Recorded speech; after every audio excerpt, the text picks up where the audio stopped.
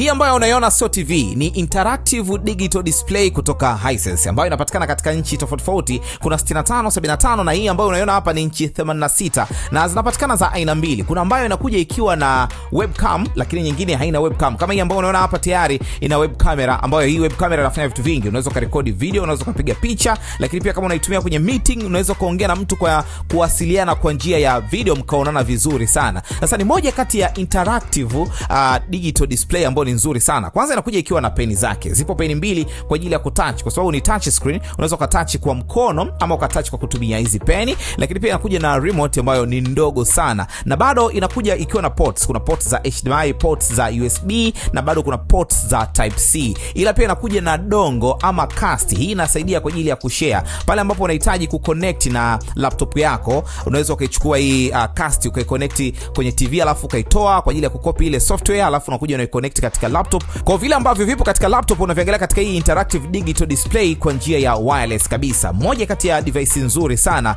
kutoka Hisense.